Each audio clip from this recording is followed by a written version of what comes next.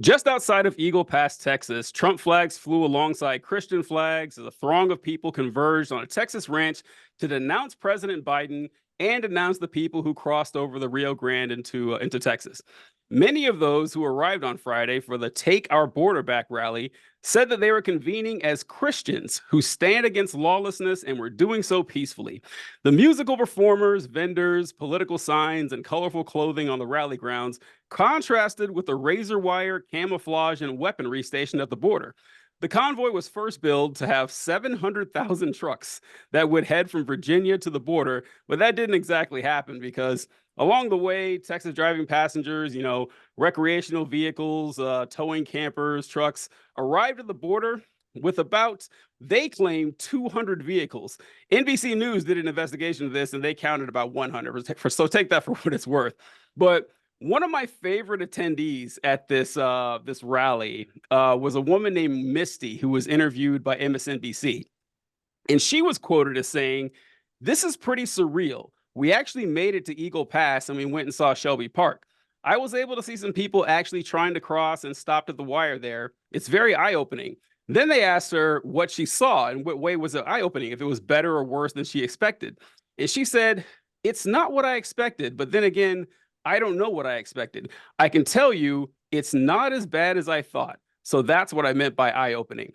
And I watched this clip. I watched this lady just mystify. It's like she expected to see the barbarians at the gate, running over the border and swimming across the Rio Grande. And she got there and saw mothers carrying babies and, people walking without shoes through a desert across this border. And there, I wrote down, here's another example of some of the people who were there. Dorothy Richards, 67, a retiree from New Braunfels, I don't know where that is, had attended a leg of the rally in Texas.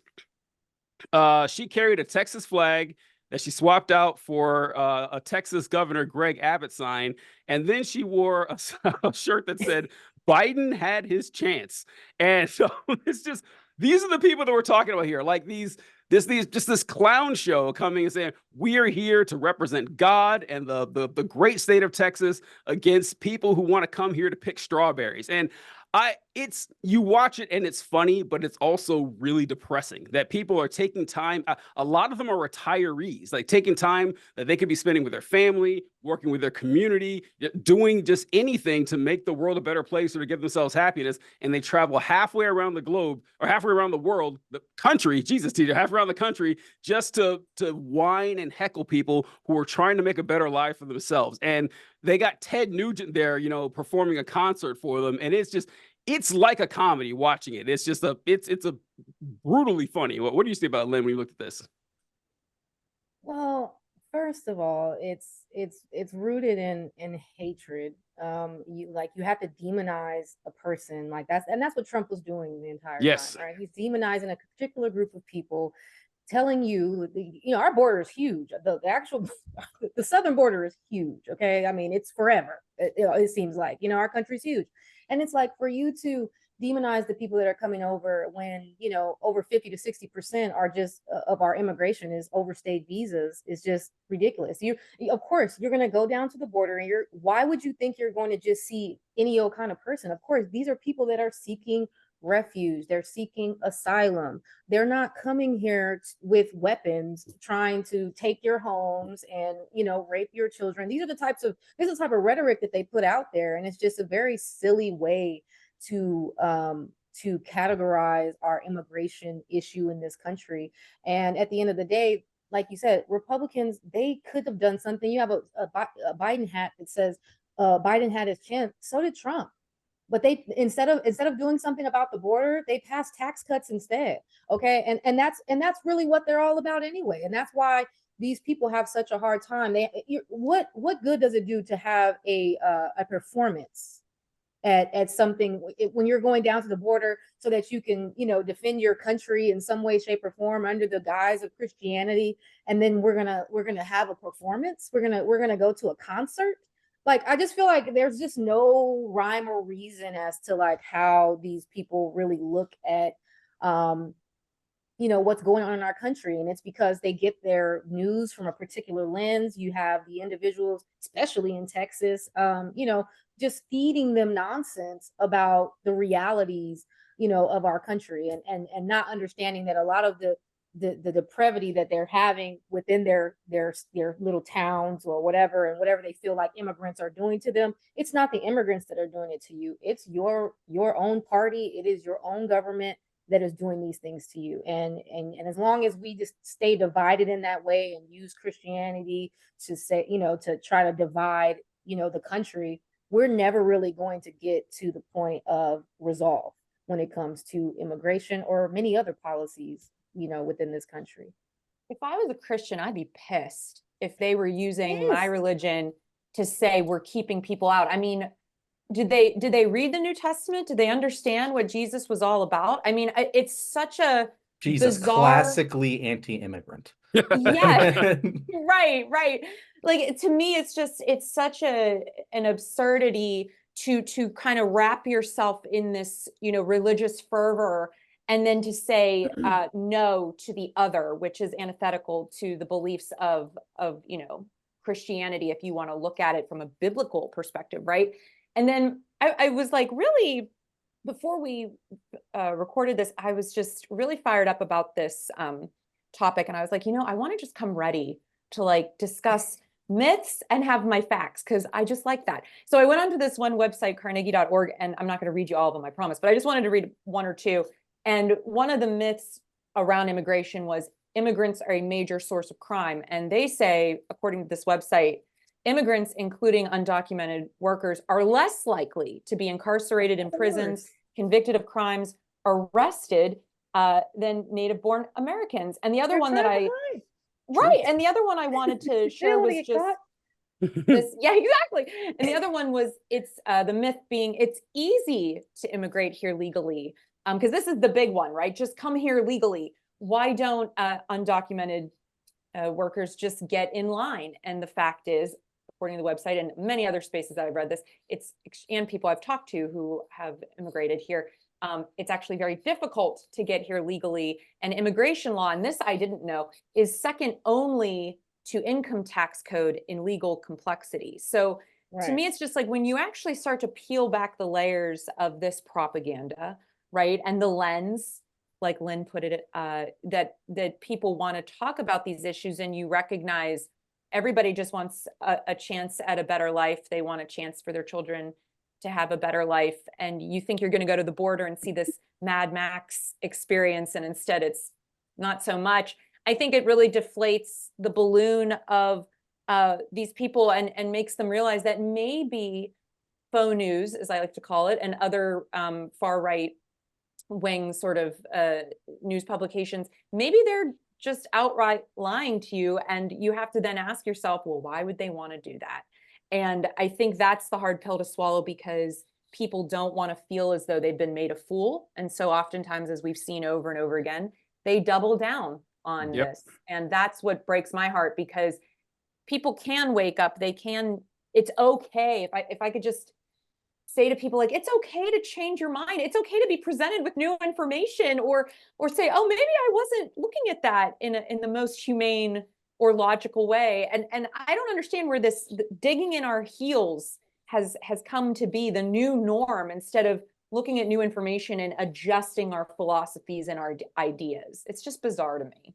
Well, I think it's just when you're fully indoctrinated into certain things, it's very hard to unindoctrinate somebody, because they are, not only are they fed misinformation so that they look at things through a certain lens, but they're also told constantly that someone else will try to convince them otherwise. And so when they're presented with that information, they are like, nope, saw it coming, definitely not it. You know what I mean? I'm not listening to you. He already told me. And it's just like, at the end of the day, it's really hard to deconstruct things that are embedded in your history, embedded in your family history, things that you've been taught, people, especially people that you love, and has been passed down to you, certain perspective. It's very hard to take someone out of that space. And that's just really what I think it comes down to sometimes. And then you factor in xenophobia and racism and then reinforcing Right. those tropes as well. It's like Right. they box themselves in to the point where Right. they're suffocating. Yeah. And not to say that these people don't deserve to be laughed at, because they totally do. Hearing Yes. that story of the woman who the convoy was supposed to be 700,000 people. They said it was 200. Oh no, but it was actually 100. Fact 100. check. And then the woman's like, "Oh yeah, no, it's not what I thought it would be." Like, that's funny, but it's also sad. Like Yeah. it is the people who were in this convoy. Well, I disagree with their politics, but darn it, if I don't think they're victims too. Like, Mhm. they, For sure. as you said, they're mostly older people, mostly retirees. And not Yeah. only what you said, like, what, digging their heels in, like, when did this become the norm? I don't know so much that they're digging their heels in that, more so they're trapped, because a lot of them have lived their whole lives in a small bubble, in a small town in rural America, in towns that have been destroyed. Like, if you driving through Pennsylvania, man, like, darn, it is depressing. But I And I think that see, robs people of their agency to say that, because they still have access to information. They still can make a choice here. That's why I think it is and digging in their heels. and I completely agree with you. And they do have access, and they're grown adults. But also, I hear that same argument made from the other side when we're talking about things like black crime rates being higher than white crime rates. And they're like, oh, well, these are adults. Like, yeah, they might have had a disadvantaged childhood, but like, that's an adult making a decision to commit a crime. That's on them. And it's like, yeah, it is both. It is both on them, and it is a product of the systems that we have in place. The answer is both. And if we try and go one or the other, like, I think it's good to do both. I like to laugh at these people, and I like to offer them an olive branch and try to help if they're open to it, because I just think it's important to acknowledge that if you look at these red states, the Republicans are destroying these people. They are often the lowest, average incomes. They receive the most welfare, and they are fed these lies in order to And local justify their journalism is destruction. disappearing all over those spaces Exactly. too. So, like, Mhm. yeah, they have access to the information, but if you live in a bubble of all white people, all old people, all of the young people are moving out to go other places that, like, all the new ideas are supposed to be coming from, and everyone around you is reaffirming these lies that are being constantly fed to you, it's hard. Like, it's genuinely, genuinely hard. Very smart people have been brainwashed by less. And that's not to take agency away from them, but it is to say, hey, in order to solve this problem, we can't just like hope and pray that like these people are going to figure it out, because they're not. It's going to involve more than that. And honestly, it can be very easy if you see these people when they move into like more diverse communities. A lot of times they completely change, and completely change their perspective. Yeah. These people have never seen an immigrant in their goddamn life. Right. So yeah, Well, I maybe would these probably be a people little then more scared of going them down too. to the border, maybe it in some weird way humanized, like we That, were that just saying. So maybe I think the some of them might have antidote, had their minds changed by this So- experience. it might have been counterproductive for these Mhm. 100 people, that clip I saw, I had a inkling of that feeling when she talked. Just the way she's like, yeah, Yeah. it just didn't seem as bad, because they built, like, there's two types of conservatives. There are deceivers, and then there are Mhm. deceived. There's no third category. Like, you can be Right. one or both, No, I agree. but there's no way you're neither. And so a lot of these people are deceived. A lot of them are deceivers, and they've also been deceived. But when you have this idea of what the world is like, and the dangers that are hyped to you, because you're going to be afraid of immigrants, you need to be afraid of queer people, you're afraid of black people, you're afraid of Muslims, and they build these monsters in their minds. And then you get interested. Okay, it's not nearly that bad, but unfortunately, it takes a while to get there. And thank you for those statistics, Natalie. And you were talking about, I didn't know about the fact that immigration law is second only to tax law in terms of complexity. So I would like to take this opportunity to announce that you heard it here first, folks, that TJ Whitehead is opening up turboimmigration.com to try to get this all taken care of so we can, get this stuff knocked out quickly. I mean, the You're problem's quick been on your sitting right, feet. the answer's been sitting right in For front of just the a entire small fee.